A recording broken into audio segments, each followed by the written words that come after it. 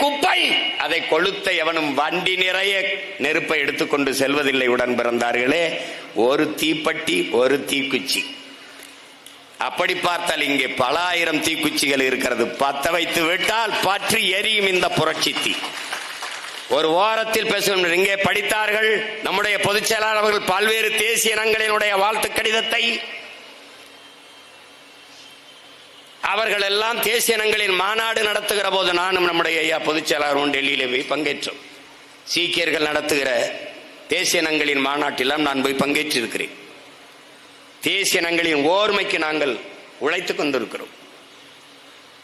இந்த கோட்டரசு கோட்பாட்டிலே அவர்களுக்கெல்லாம் முழுக்க முழுக்க உடன்பாடு உண்டு.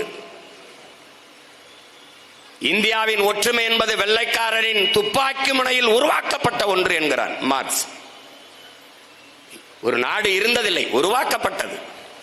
அரசியல் அமைப்பு அதற்கு முன்பு அண்ணல் அம்பேத்கரே சொல்றார், இதற்கு முன்பு இருந்ததில்லை, உருவாக்கப்படுகிறது. ஆனால் அங்கே மாநிலங்களின் உரிமை என்பது இல்லை, அங்கே இல்லை. ஸ்டேட்ஸ் என்று இருக்க இடத்துல யூனியன், ஐயா பொதுச் செயலாளர் தெளிவாக விளக்கி பேசினார்.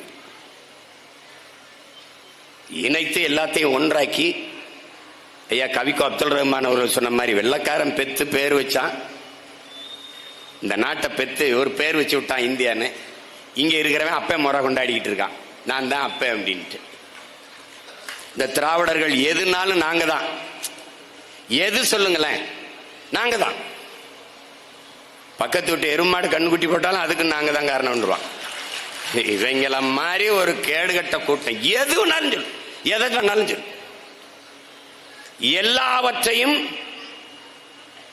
நம்முடைய வாக்கை வாங்கி நம்முடைய வாக்கியாலை வலிமை பெற்று அதிகாரத்தில் அமர்ந்து கொண்டு இந்த இன மக்கள் இந்த நிலத்தின் இந்த நாட்டின் அதிகாரத்தை முழுக்க பறிகொடுத்தவர்கள், உரிமையை பறிகொடுத்தவர்கள் இந்த ஆட்சியாளர்கள். கல்வி உரிமை பறிபோனது.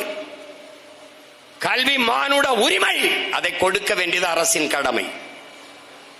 அது மாநில உரிமை.